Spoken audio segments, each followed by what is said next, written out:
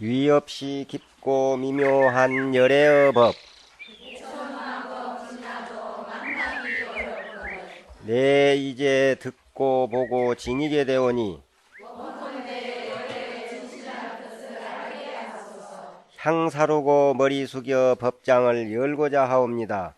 옴 마라남 아라다. 옴 마라남 아라다. 옴 마라남 아라다. 반갑습니다. 지난 시간에 나무대비 관세음 원화 속지일체법까지 법에 대해서 공부를 했습니다. 사실 우리가 이 부처님의 바른 법, 이 법을 하루속히 알고자 원한다. 부처님의 법을 알고자 한다. 그 부처님의 법을 이제 세 가지로 지난번 설명을 했습니다. 이 세상 현상계에 존재하는 모든 것을 법이라고 하고, 두 번째는 그 현상계가 어떻게 존재하는가 하는 그 원리 법칙을 또한 법이라고 한다. 그리고 세 번째는 이런 것, 즉 그러한 모든 원리 법칙을 근본적으로 바로 보고 깨달아서 가르쳐 주신 분이 우리 부처님이시다. 그래서 우리 부처님의 가르침이 또한 법이다. 이렇게 세 가지로 법을 설명을 했습니다. 기억나시죠? 이렇게 뚝 떨어진, 바로 똑 떨어져 버린 그 일체 법을 하루속히 알고자 원한다 하는 그런 내용입니다. 그 법을 바로 알아버리면은 화날 일도 없고 속상할 일도 없어요. 바로 알아버리면은.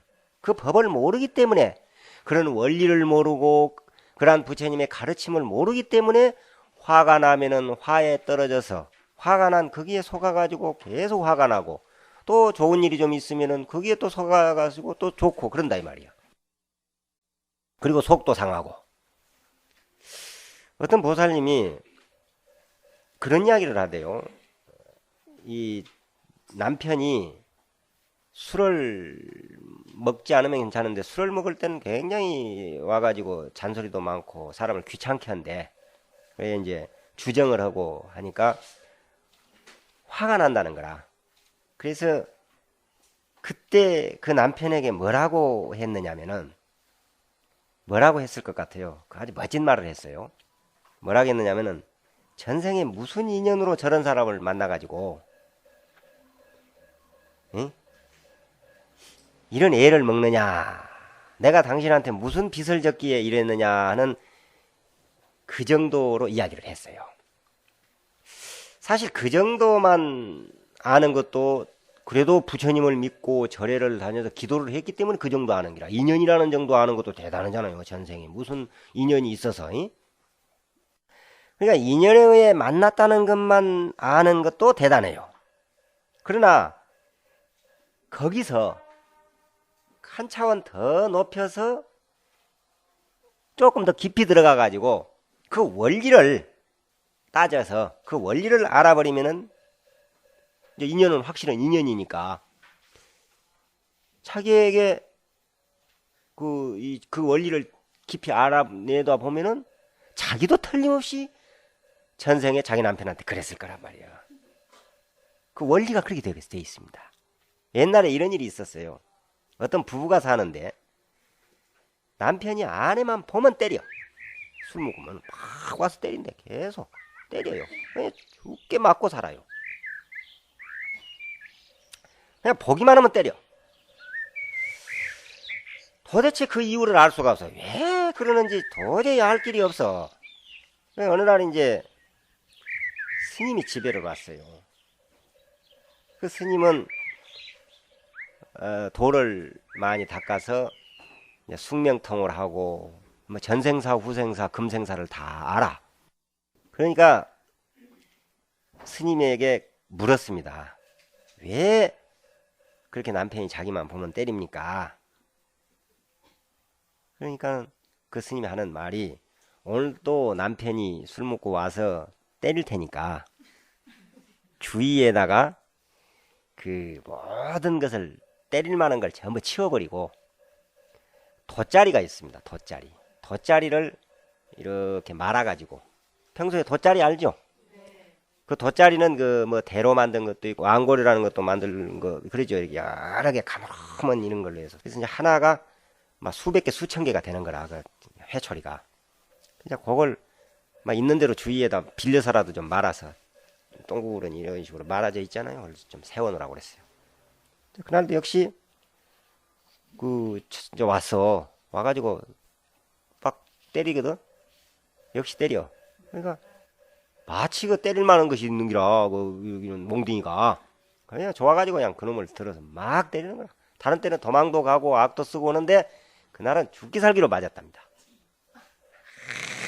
얼마나 두드러대더니 한숨을 푹 쉬고 그냥 그만두더라는 거야. 그 다음부터는 다시는 때리는 일이 없어져 버리더래. 때리는 일이. 하도 신기해서 그 스님한테 찾아왔어요. 도대체 왜 그랬습니까? 그렇게 매일 때리고 그러는데 왜 갑자기 때리는 것이 없어져 버렸습니까? 그러니까 전생에 두 부부가, 남편은 쟁기지라는 소였고 아내는 그 농부였대요. 그 소를 모는. 소를 몰면서 쟁기질 할 때 얼마나 두드러 팹니까? 이랴 자랴 이리 가라 저리 가라, 이리 가라 저리 가라, 안 간다고 때리고 잘 간다고 때리고 얼마나 때렸는지 그 소를. 이제 서로 원한이 돼가지고 부부가 된 거예요. 그 남편이 그 빚갚느라고 자기가 맞은 것만큼 때려야 될 거 아니에요. 그런데 그놈 때린 걸 이제 한 몇 생을 맞아야 될 건데, 이 평생을 맞고 또 다음 생까지 가서 그 맞아야 될 그 매 숫자를, 그 돗자리가 가노로면 매가 한 나면은 수천 개잖아요. 그게. 그러니까 한 번 때리면 막 그냥 2,000번 맞아버리고, 두 번 때리면 4,000번 맞아버리고 그렇게 된 거라. 그래서 그냥 그 업장이 싹 소멸이 돼서 전생에 빚을 갚아서 서로 이제 절대 때리는 일이 없이 잘 살았다 하는 그런 이야기가 있습니다. 사실 이런 이야기에서 이 어떤 게 나오냐면은, 그런 원리를 알아버리면은 원망할 일도 미워할 일도 없다는 것을 배우는 것입니다. 자, 그러면 이제 다음을 공부를 하겠는데, 지금까지는 원화 속지 일체 법을 설명을 했어요. 다음은 원화 조득 지혜안입니다. 지혜의 눈을 얻기를 원합니다. 지혜의 눈 얻기를 원합니다. 그런 뜻인데, 우리는 지혜의 눈이 아니기 때문에 모든 것을 보는 게 지혜의 눈으로 보지를 않습니다.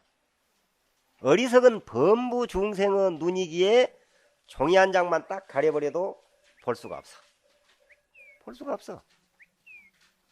그리고 남편이 때리고 욕하면은 속이 상하고 쥐어 뜯어버리고 싶고 도망가지만은, 근본 원리를 알고 나면은, 이 세상 모든 원리를 알면은 고통받고 괴로워할 일이 없다는 거예요. 고통받을 일이 없다는 거예요. 지혜로서 아는 것이기에, 그는 모든 것은 그러한 법을, 부처님의 일체 법을 무엇으로 아느냐? 지혜로 아는 겁니다. 지혜로. 그래서 그 법을 바르게 알기 위해서는 참으로 밝은 지혜가 있어야 되겠다. 그래서 나무대비 관세음 보살님 저에게 그러한 나로 하여금 원컨대 어서 빨리 그런 지혜의 눈을 얻게 하여 주소서, 이거요. 그래서 관세음 보살님의 힘을 빌어서, 관세음 보살님의 가피력을 입어서 지혜의 눈을 뜨고 싶다, 갖고 싶다, 이런 내용입니다. 그게. 이렇게 일체 법을 알았고, 앞에서 일체 법을 알았죠? 알기를 원합니다. 알고자 합니다. 그리고 지혜의 눈을 뜨고자 합니다. 했단 말이에요. 그래서 지혜의 눈을 얻었습니다. 이제 우리는 지금 지난 시간에는 일체 법을 알아버렸고, 또 오늘 지금 이 시간에는 지혜의 눈을 여러분들 모두가 떠버린 거예요. 밝은 지혜의 눈을 탁 떴어. 그러면 일체 법을 알았지, 지혜의 눈을 가졌으니 이제 해야 할 일이 뭐가 있어? 그렇죠. 그 다음에 이제 그게 탁 줄거리가 이어지는 거야. 그냥 뭐 중생 제도를 하는 게 아니고 일체 법을 알고 난 다음 지혜의 눈을 가지고 다음에는 나무대비 관세음 원하 속도 일체조이라. 한이 없습니다. 중생이라고 하는 것은 한이 없어요. 사람뿐만 아니라 중생은 사람만 중생이라고 하는 게 아니에요. 미물에 이르기까지 큰 이 축생들까지도, 지옥에 있는 중생들까지도 모두 제도하는 것이에요. 힘센 것이 약자를 죽이고 잡아먹는 것은 자기 소견이지 세상은 그렇게 되어 있지 않아요.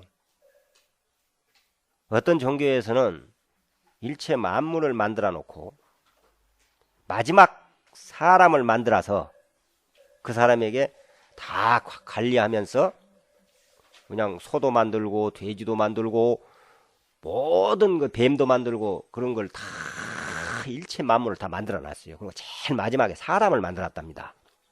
어떤 종교에서 그래요. 그래 놓고는 네가 다 잡아먹으면서 관리해라 이랬다는 게요. 그럼 잡아먹고 네가 쓰고 싶은 대로 다 쓰고 그렇게 관리를 해라, 이렇게 먹어도 좋다 이렇게 가르치는 그런 종교도 있다고 합니다만은 그거는 말도 안 된다는 거야. 누구 맘대로요. 그건 아닙니다. 절대 우리 불교는 일체 중생을 다 자비로서 제도하는 종교예요.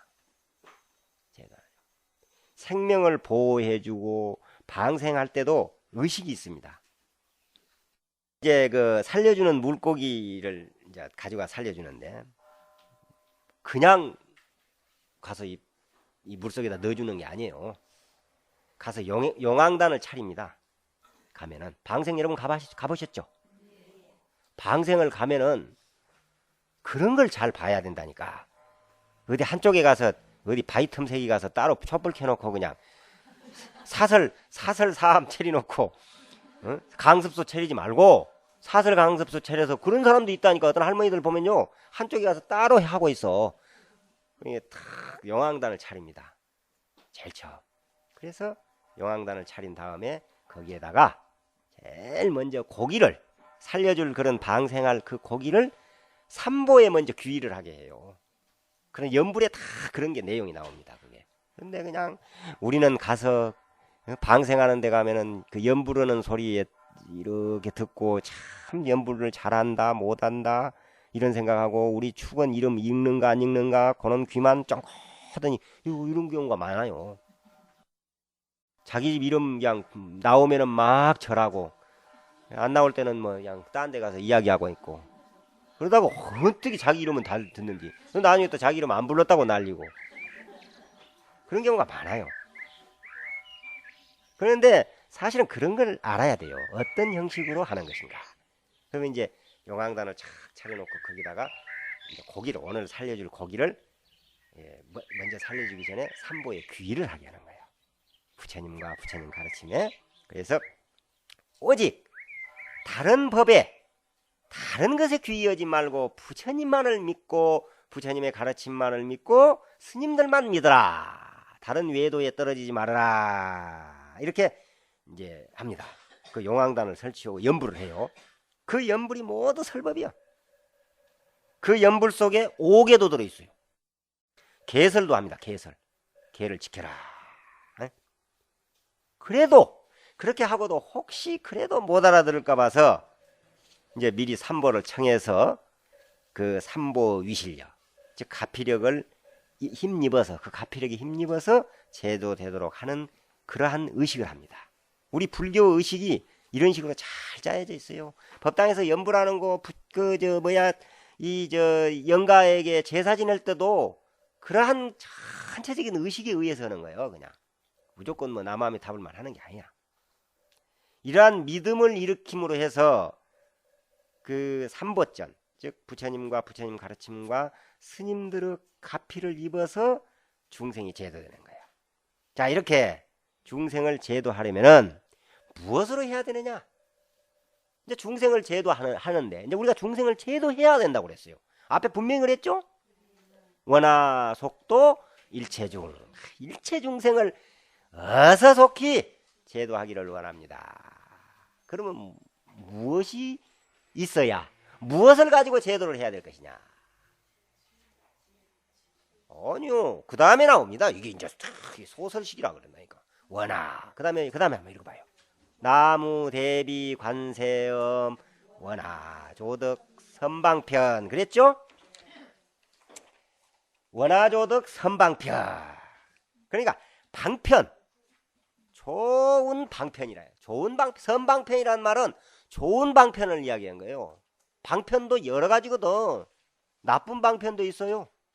방편이라고 해서 이런 천수경 강의를 중림사에서 하니까 여러분들 이웃 친구들 꼭 많이 모시고 오십시오. 그러니까 그러면 가서 잘 좋은 방편을 써서 데리고 와야 되는데 안 온다고 와서 죽게 두드려 패가지고 꽁꽁 묶어서 끌고 와버리면은 법회가 망해 와서 난리가 나버리는 거야. 그건 좋은 방편이 아니잖아요. 바로 이런 거야. 좋은 방편을.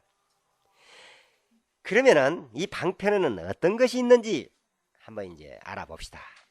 여기서 한 가지 예를 들면은 여러분들 아마 교리 시간에 배웠을 거예요. 사서법이라는 것이 있습니다. 사서법. 그 이제 사서법이라는 것은 네 가지로 중생을 포섭하는 방법이요. 그러니까 이 중생들의 소견은 우리 왜 중생이라고 하느냐? 소견머리가 말을 안 듣거든요. 말을 안 들어요. 얼마나 말을 안 듣는지. 이런 좋은 천수경 강좌가 있으니 갑시다 해도 안 와. 말을 안 들어. 그러니까 그냥은 안 돼. 그래서 사람 그러잖아요. 좋은 일을 하라고 하면은 말 안 들어요. 그러기에 방편이 필요합니다. 이 사서법의 첫째는 보시섭 그럽니다. 보시섭. 그러니까 널리 제물로 보시를 베푸는 거예요. 그러니까 친구지간에도요. 어떤 사람이 존경받느냐면 여러분들 아마 그런 거 알 거예요. 깍쟁이고 구두쇠는 절대 존경 못 받아요. 그래도 차라도 한 잔 사주고 저것은 차 한 잔 사는 꼴을 못 봐봤다고 그런다니까. 세상에 한 번을 그냥 나 차 사는 꼴을 못 봤다. 그 사람이 어디 가자고 그러면 꼭 자기가 차 한 잔 하자고 해놓고 가서는 결국에는 설정 나가버리고 딴 사람한테 돈 내게 만들고 하는 사람. 그 사람은 절대 존경 못 받았습니다. 좋아하지를 않아 누가. 그런데 자꾸 베풀고 또 차라도 한 잔 사주고 음식도 대접하고 집에서 초대도 해서 뭐도 맛있는 것도 해주고 그러면은 그 사람 좋아해요. 또 어려울 때 돈도 빌려주기도 하고 또 도와주기도 하고 이런 사람은 굉장히 좋아합니다. 그리고 그 사람이 가자 그러면 따라와요. 그런 사람이. 그러니까 널리 보시를 베푸는 거야. 뭐 재물을 준다든지 또 법을 설해준다든지. 이런 오늘 이런 천수경 강의를 공부해가지고 가서 집에 가서 친구들이나 이웃 사람들에게 이런 설법을 해주는 거예요. 그것도 보시요. 이렇게. 그래서 중생을 점차적으로 이끌어가는 겁니다. 이렇게 보시를 베풀어 하는 법이 있어. 그걸 보시섭이라고 한다. 자, 두 번째는 애어섭 그럽니다. 애어섭. 사랑스러운 말, 온화한 말, 부드러운 말을 하는 거예요. 중생들한테 욕하고 악한 말하고 그러면요 싫어해요. 온화한 말, 따뜻한 말, 그저 사랑스러운 말을 하면은 좋아합니다. 그래서 이제 그런 걸로 이끄는 법이요. 또 악한 말하면 도망가잖아요. 그러니까 부드럽고 온화한 말을 해서 포섭한다. 이게 애어섭. 그 다음에 세 번째는 이행섭 그래요. 이행섭. 말이나 행동, 마음가짐이 항상 중생들을 이익되게 하는 거죠. 그러니까 친구들이나 이런 사람들하고 같이 말 한마디를 해도 그 한마디가 상대에게 이익되는 말을 해야 되고 행동 한 번을 하는 것도 이익되게 해야 된다 그 말이야. 그런데 말 한마디가 큰 분란을 일으키고 손재를 보여주고 이러면은 안 되는 거죠. 그 사람 말 누가 듣습니까? 어림도 없지. 그 중생 제도를 할 수가 없어요. 그래서 참 저 사람 말만 들었다 하면은 틀림없이 내게 이익이 있다. 이게 탁 가슴에 뭐 박아져야 되거든. 그럼 그 사람이 이번에 절에 가서 기도를 하니까 영험이 있더라. 가자. 그러면 그 사람 말을 들을 때마다 자기가 이익이 있었으니까 꼼짝 못하고 따라오는 게. 이해가 가죠? 그 이제 이행섭이야. 이익되게 해주는 거. 이익되게. 참 오늘 기초교리까지 공부하네. 어떻게? 그래서 법으로 그래가지고 부처님의 법으로 들어오도록 하는 것입니다. 이걸 이행섭이라고 한다. 자, 이제 마지막 네 번째 동사섭 그럽니다. 동사섭.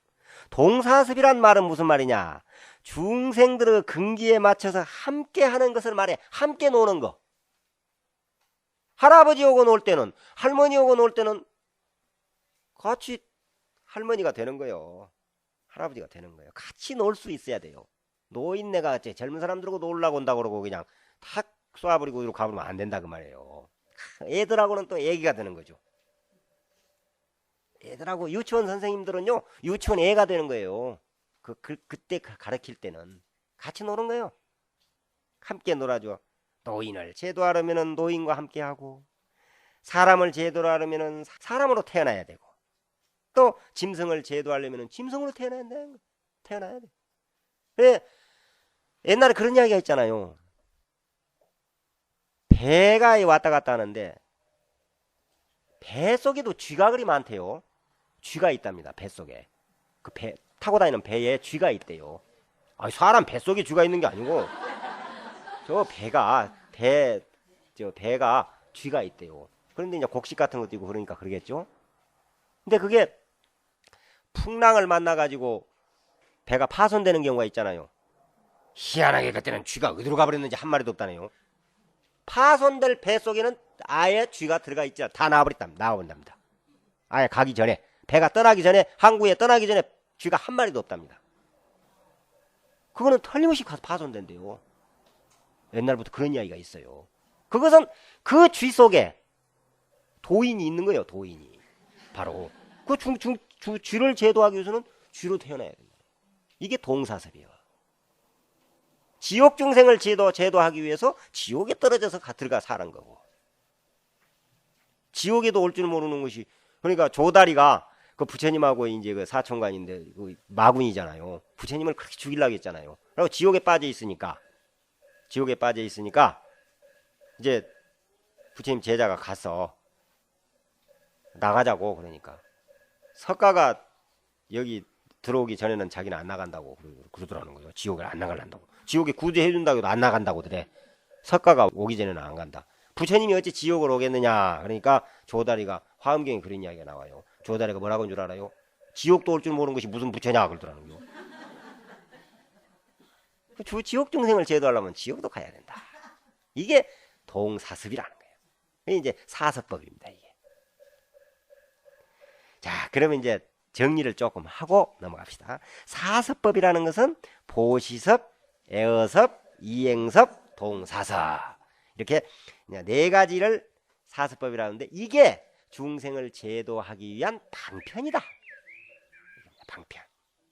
중생을 포섭하는 방법을 이제 이 네 가지로 이야기한 거예요. 보시로서 중생을 포섭하고, 부드럽고 온화한 말로 포섭하고, 또 항상 말과 행동, 마음가짐이 모든 중생들에게 이익되게 하는 것으로 해서 보섭하는 법. 그리고 각기 근기에 맞춰서 함께 놀아주고 친구에서 포섭하는 방법. 절에도 같이 데리고 가. 그리고 데리고 오시는 것도 방편이에요. 방편. 바쁜 일이 있더라도 누가 절에 가고자 하면 함께 나오는 마음을 동사섭이라고 해요. 함께 나와줘야 돼요. 자기가 지금 오늘 바빠도 누가 이 친구가 이웃 사람이 나 오늘 절에 한번 가봤으면 좋은 한번 따라가고 싶다고 그러면 다른 바쁜 일이 천하가 있어도 그냥 다 던져버리고 데리고 와야 되는 거라. 그게 동사섭이요. 이게. 알았죠? 이렇게 네 가지 방편이 1차적인 중생을 제도하는 방법입니다. 그리고 그 다음은 뭐 육바라밀행이 있겠죠. 어쨌든 중생을 제도하는 데는 아주 좋은 방편을 써야 된다.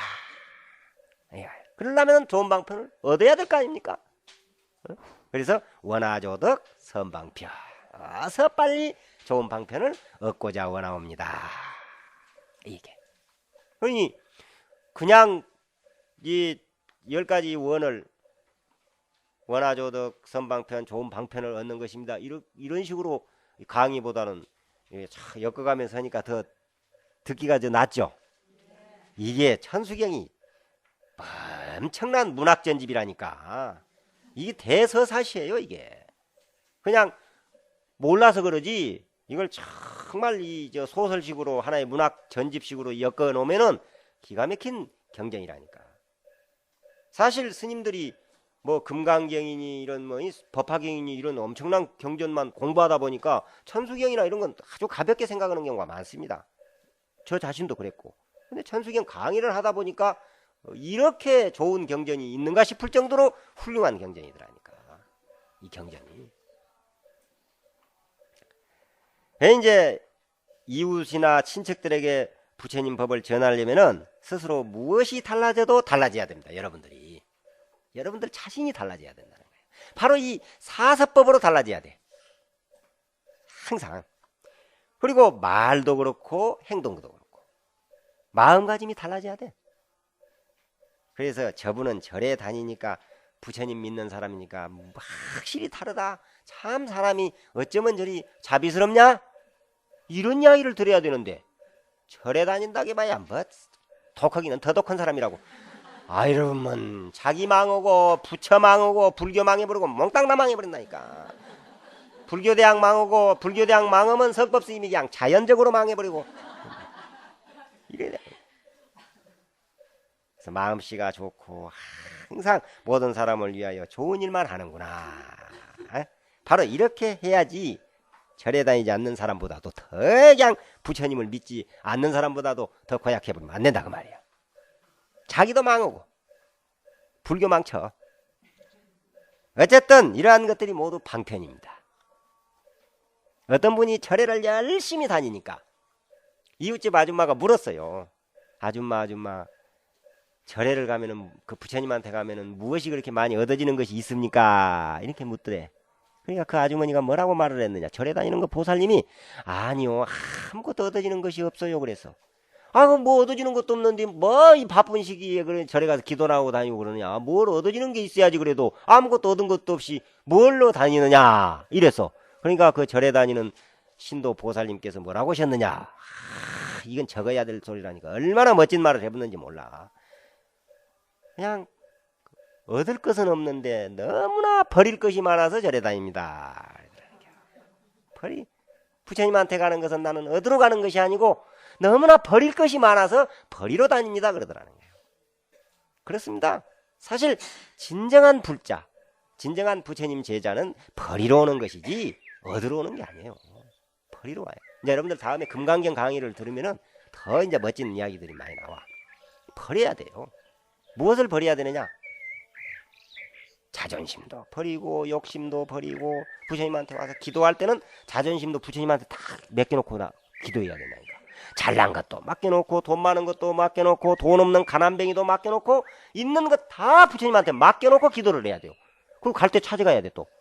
왜냐면 세상에 또 나가서 살려면 자존심도 지켜야 되고 또 돈도 있어야 되고 또 그렇잖아요. 명예도 있어야 되고. 그래서 절에 와서 부처님 앞에 기도할 때는 그런 게 아무것도 필요가 없어요.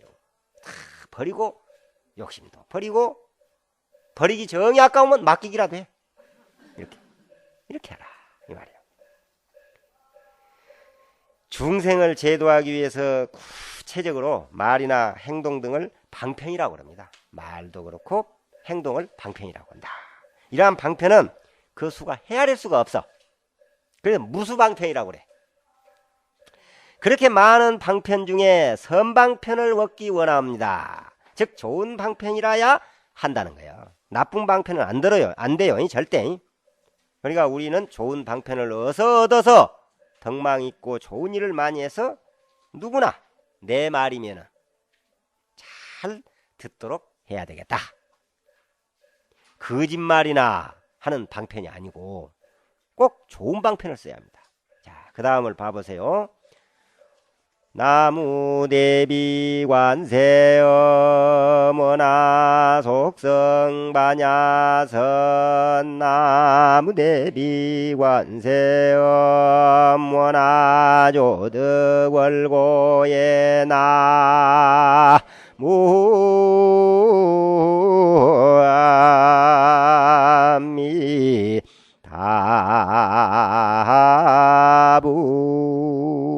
나무아미다불 원하 속성 반야선. 그러니까 지혜의 배를 타야 된다. 지혜의 배. 지혜의 배를 어서 빨리 타기를 원합니다.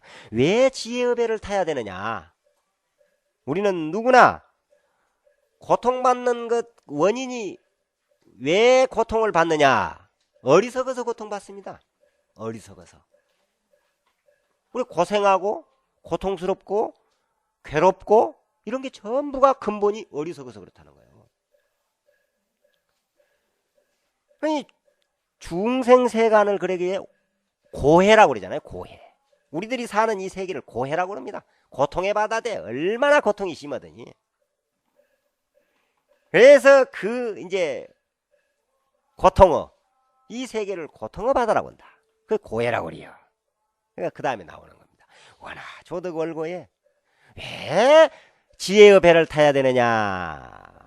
이런 고통의 바다를 건너가기 위해서 지혜의 배를 탄다는 겁니다. 바로 원하 조득월고에요. 고해를 어서 빨리 건너가기 원이옵니다. 그러니까 이런 고통스러운 세상을 어서 속히 건너가려면은 어떻게 해야 되느냐? 바로 원하 속성 반야선. 그 지혜의 배를 타야 건너갈 수가 있다는 겁니다. 이해가 가죠? 확실히 머릿속에 들어가죠? 지금 지혜롭게 삶으로 해서 이 고통을 벗어나는 것이지 어리석어서는 더 고통 속에 빠져들어가는 거예요. 깊이. 또 어리석은 사람은 자기만 고통스러운 것이 아니라 남도 고통스럽게 해. 남도. 한 사람 잘못으로, 한 집에 한 사람 잘못으로요, 수많은 사람들이 고통을 받는다니까. 집에서 가정주부가 집안은 안 지키고 오만간데 쏘다니면서 그냥 쓸데없는 짓이나 하고 돌아다니고 가서 뭐 돼가지고 사기나 당하고 그냥 남편 식구들 모르게 빚이나 얻어서 잔뜩 짊어져 놔버리면은 뭐 집안 망하고 모든 사람 다 고통당하는 거지 뭐. 마찬가지고 남편도 마찬가지고.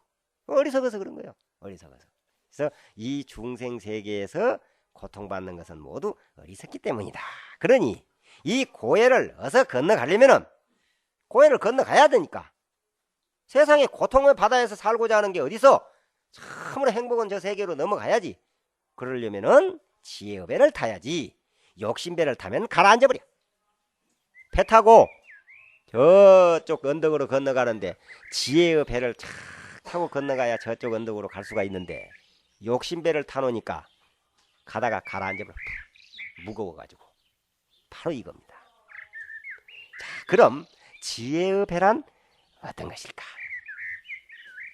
그것은 곧 일체 중생을 제도하고자 하는 자비스러운 마음, 그리고 무수한 방편이 바로 지혜의 배입니다. 다시 말해서 중생을 위하는 마음이 지혜라는 거예요. 가족을 위하고 자식을 사랑하고 남편을 사랑하는 마음이 지혜예요. 사랑에서 나와야지 욕심에서 나오는 건 지혜가 아니에요. 자식도 욕심 부려가지고 기를 수 있어요. 욕심에서 나오는 것이 아니라 진정한 사랑은 참으로 자비스러운 마음에서 나온다는 거예요. 그게 지혜입니다. 그러기에 자비와 지혜가 알고 보면 우리 불교는 자비와 지혜인데 알고 보면 둘이라는 거예요. 둘이 하나네. 둘이 아니고 하나네. 지혜와 자비가. 자비스러운 마음을 갖는 그 마음이 지혜로운 마음이요. 지혜의 마음이라야 진정한 자비가 나올 수 있다는 겁니다. 옛날에 어떤 사람이 지옥에 빠졌어요. 그러니까 지옥의 중생은 한량없는 고통을 받아. 하루 10,000번을 죽이고 또 10,000번을 살립니다. 지옥 가보면. 지난번 지장경 강의 때도 이야기 했을 거예요. 들었죠? 10,000번을 주겠다 10,000번을 살려낸다니까. 그냥 팍팍 끓는 쇳물 속에다가 집어넣어버려. 그럼 죽어. 또 끄집어내면 살아나. 하루에 10,000번을 넣었다 또 끄집어냈다 그래. 안 가봐서 잘 모르는 모양인데 그거 가봐야 안다니까. 그 지옥 속의 중생을 구원하고자 원을 세우신 분이 지장보살님이거든요. 이런 대원본전이신 지장보살님이 지옥에 빠진 그런 그 사람을 구원하고자 이제 그런 이야기 이제 있어요. 그 조그마한 선언만 있으면은 구원하고자. 그래서 그때 이제 지장경 강의할 때도 내 이야기를 했지만 혹시 안 들은 사람을 이미 있을까 해서 다시 한번 합니다. 그 어떤 노파가 그 팥뿌리 그 이야기 들었죠? 팥뿌리를 조금 먹지도 못한 뿌리를 하나 띄워준 거 있잖아. 그걸 지장보살님이 지옥에 그 노파가 빠졌는데 좋은 일 한번 하는 거 찾아보니까 그 팥뿌리 하나 남 주는 것이 있더라는 거예요. 인색한 사람이. 그래서 그냥 그놈이라도 어디냐 해서 그걸 찾아서 이제 그 팥뿌리를 연결을 쭉 해가지고 지옥으로 내려보내잖아요. 그놈을 붙잡고 올라오는데 그냥 매달리잖아요. 다른 지옥 중생들이 다 수천만 명이 막 매달리니까 얼마나 인색하니. 지옥 가서도 인색이 그버릇 어디 가나? 전문인데 자기 다 뿌리쳐버리잖아요. 그래가지고 가서 결국에는 더 고약한 지옥으로 빠져버렸다는 그런 이야기가 있는데, 이 인색한 마음을 가지고는 천상으로 올라갈 수가 없어요. 왜? 어리석기 때문에 그래요. 그러니까 이 여기서 이제 그 이야기에서 어떤 게 나오느냐면은 자비심을 가지고 한 사람이라도 다 건지고자 하는 마음을 냈더라면 그 할머니가 인색은 할머니가 인색은 마음을 버리고 아우 그래 저 사람도 좀 끄집어 올려라 이런 마음을 아주 자비스러운 마음을 냈더라면은 좋은 천상으로 갔을 거란 말이에요. 극락으로. 그러니까 바로 이 지옥이 이제 아니더라도 그 우리 인간 세계에도 이런 경우가 많습니다. 행복의 세계로 함께 가려 하지 않고 발로 차버리는 사람이 얼마나 많은지 몰라요. 다른 사람 행복이지라고 그냥 떨어쳐버린다니까. 발로 차서 그냥 손으로 뿌리쳐가지고. 그래서 자비심 내기가 지극히 어려워. 그 자비심은 오직 지혜로워야 나온다는 거예요. 지혜로운 마음속에서 나온다는 그 이야기예요. 여기서 우리는 몰라서 못하는 것보다도 아는 걸 실천하기가 더 어렵습니다. 아는 것을. 스님이 이런 설법을 하면은 고개를 좀 끄덕끄덕 하죠. 그래요, 맞아. 끄덕끄덕 하거든. 그럴듯하다고. 옳은 말씀이라고 나도 노력해야지. 근데 막상 실천은 못하는 것이 사실입니다. 여러분은 지혜와 자비가 우리 일상생활을 떠나 따로따로 있는 것이 아니야. 우리 생활 속에 항상 있습니다. 함께 있어요. 지혜와 자비가. 몸과 마음을 청정히 갖고 나쁜 짓 하지 않으며 좋은 일 많이 하면 자연히 지혜스러워지는 거예요. 그러면 지혜스러워져요. 그러기에 그 다음에는 뭐가 있느냐. 그 다음에 나오잖아요. 나무 대비관세음 원나속덕 개정도 남대비관세음 원나소등 원적산이니라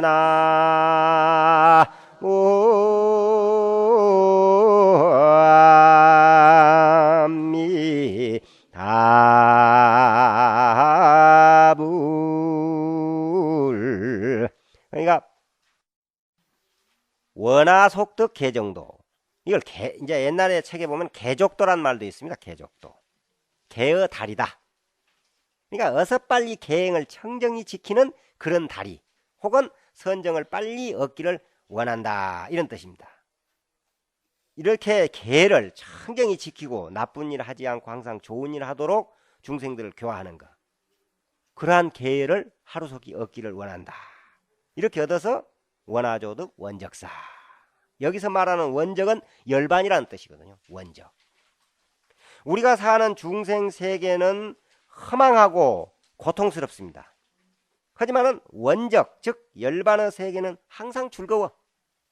그곳에는, 그 열반의 세계는 모든 것이 자기 뜻대로 이루어집니다. 원하는 대로 다 이루어져. 또한 그 세계는 더러움이 없고 깨끗해. 한마디로 지옥은 고통스럽고 이 극락세계는 즐겁고 좋은 세계다. 원적산, 그러니까 그런 열반의 산을 가려면은 어떻게 갈 수 있느냐? 그냥 공짜로 가는 게 아니요. 바로 원화조득 원적산 하려면은 원화속득 개정도요. 원화속득 개정도. 바로 계행을 청정히 지키는 발로 걸어가야 된다는 거예요. 계행을 청정히 지키는 그것으로 가는 것이지, 그 극락을 가는 것이지, 계율을 지키지 않으면 극락을 할 수 없다. 이런 내용입니다. 자, 이제 9번째. 나무 대비 관세음 원화속회 무이사 나무 대비 관세음 원화 소동법성신 나무아미다불. 여기서 이제 무의사, 그러니까 무의는 유의의 반대입니다. 유의. 우리가 유의법, 무의법 이제 그런 내용인데, 유의법이란 말은 이 세상법을 유의법이라고 그래요. 세상법. 이 세상법은 어떻습니까? 허망하고 물거품 같고 번개불 같고 아침 이슬 같고 그림자 같다고 그랬어요. 이 허망함, 이 유의법, 이 세상법은 그냥 목숨도 그러잖아요. 풀 끝에 이슬이라고. 목숨도, 사람 살고 죽는 것도 풀 끝에 이슬이에요. 그냥 이렇게 허망한 거야. 허망한 세계가 이 세계예요. 그게 유의법이라고 그래요. 우리가 사는 세계를 한번 둘러보자니까 얼마나 허망한 세상인지. 사람은 태어나 늙고 병들어 결국 죽어갑니다. 엊그제 어린애였고 젊었어. 우리들 모두가 그랬어요. 얼마 안 돼, 젊은 때가. 처녀 시절에 참 17 순정 처녀가 엊그제 했다니까. 그런데 지금 보라니까 어느 날 갑자기 자기가 들어오더래. 보런 붉은 연꽃 같고 눈썹은 그냥 그냥 버들잎 같고 이런 그냥 들어와. 무시. 자세히 보니까 자기가 아니더라는 거야. 자기는 거울을 보니까 폭삭 주름살이 쭈글쭈글 그런 할망이 되어버리고, 그 딸이라, 딸. 자기 딸이 들어오니까 자기인 줄 알고 착각을 한 경우가 있다는 거예요. 자기 딸도 들어올 때. 자기도 그런 시절이 있었잖아요. 이렇게 허망합니다. 그래서 항상 변화되는 세계, 유의의 세계라고 그래요. 근데 무의 세계는 이 무의의 집이거든. 무의의 집에는 변함이 없는 세계예요. 그딴 변함이 없어요. 그러니까 열반의 세계, 극락의 세계에 모이기를 원한다, 이 말이야. 원하 속회 무의사. 무의사라는 것은 극락의 집입니다. 극락 세계를 말해요. 그런 극락의 세계에 우리 다 함께 모이기를 원합니다, 이 말입니다.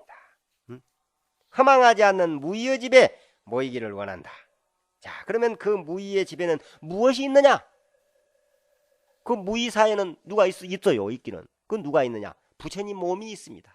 원하 조동 법성신이요. 부처님 몸이 되지 않고는 무의사를 갈 수가 없어. 무의사는 부처님의 몸이 계시는 곳이 무의사예요. 아무나가 있는 게 아닙니다. 부처님 몸을 법성신이라고 그래요. 법성신. 그러기에 원하조동 법성신. 저희들도 어서 빨리 부처님과 똑같은 법성신이 되기 원합니다. 왜 법성신이 필요하냐? 무의의 집에 들어가려면 꼭 법성신이라야 갈 수 있기 때문에. 부처님의 몸이라야 무의 극락에 갈 수 있다, 이 말이에요. 부처님의.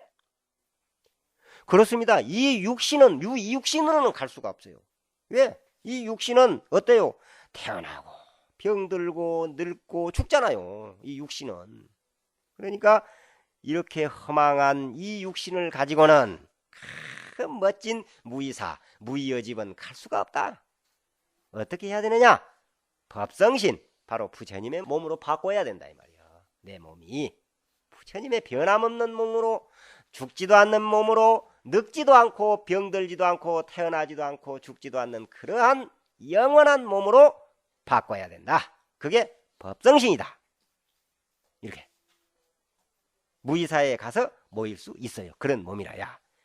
다시 말해서 어서 빨리 부처님과 같은 몸을 조성해야 되겠다, 이 말입니다. 자, 이렇게 해서 10가지 이제 원을 설명을 했어요. 쭉. 자, 다 이제 10가지가 전부 이루어졌어요.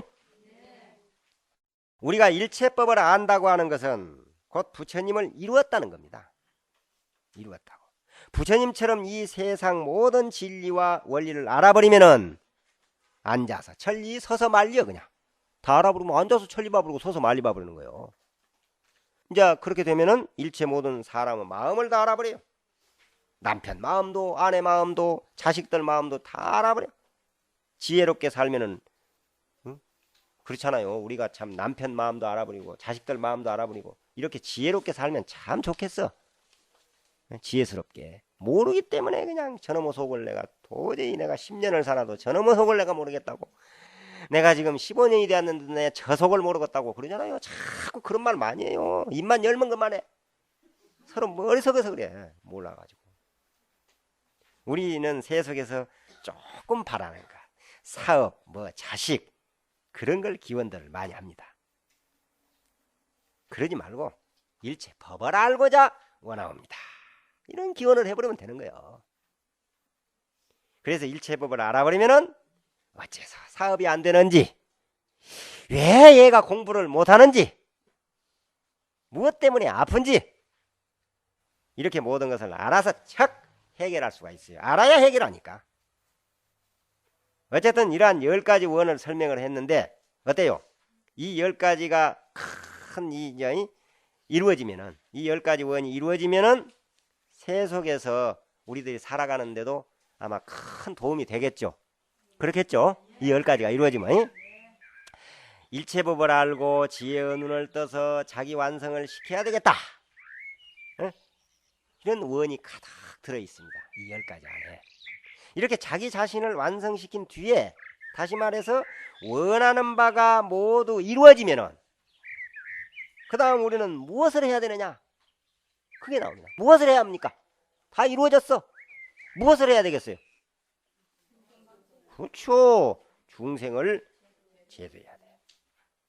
우리 모두 이런 보살 정신을 꼭 가져야 됩니다. 대승보살로서 자기 완성과 아울러서 중생을 제도해야 되거든요. 자, 그러면은 우리가 중생을 제도해야 한다. 이제 제도를 해야 한다고 할 때 그 대상은 이제 어떤 중생이냐? 그 대상이 있어야 된다. 육도에 사는 모든 생명 있는 중생을 말합니다. 즉 천상, 인간, 수라, 지옥, 아기, 축생 이렇게 6가지의 세계에 사는 중생을 육도 중생이라고 그러거든요. 여러분들은 지금 우리가 모두 여러분들하고 스님하고 다 함께 이제 자기 이 원, 10가지 앞에서 이 원을 성취해서 자기 자신을 각자가 완성을 시켰습니다. 지금 10가지 원이 다 우리가 원을 했으니 이루어졌어. 이제 원을 했다면 바로 이루어지는 거니까 원은 이루어졌어. 자기를 완성시킨 우리들은 지금부터 이제 다 함께 중생을 제도하러 나가야 되는 거예요. 이제. 자기 완성을 시켰으니까 중생을 다음에는 중생 제도해야 된다고 그랬어요. 중생을 제도를 하기 위해서 나가야 돼요. 이제 중생 제도 하러 갑시다. 지금부터 가는 거예요, 이제.